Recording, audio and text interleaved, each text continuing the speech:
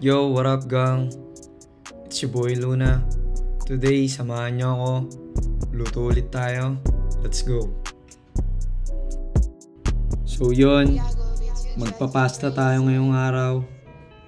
Kaya pakinabangan natin tong century tuna. Alaska, linguine pasta. Syempre, kakailanganin din natin Nestle cream. Let's go! Hiwain na natin yan, bawang sibuyas. Buksan na natin yung mga kasangkapan. Gisa na natin yung century sa bawang at sibuyas.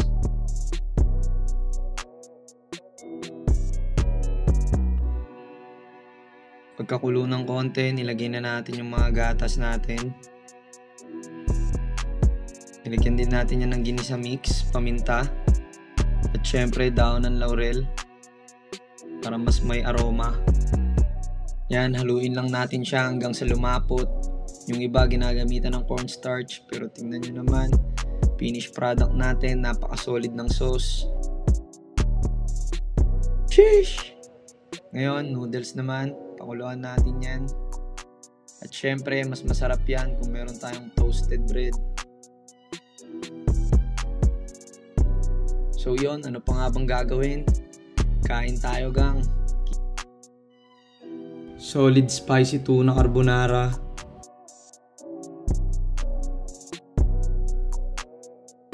Sheesh!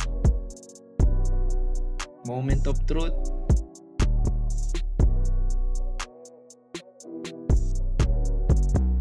So yun, maraming salamat sa inyo.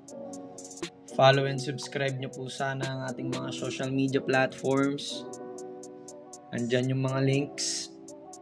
Abang lang po kayo sa new arrivals at paparating natin na food trip series. Peace out you all and keep safe.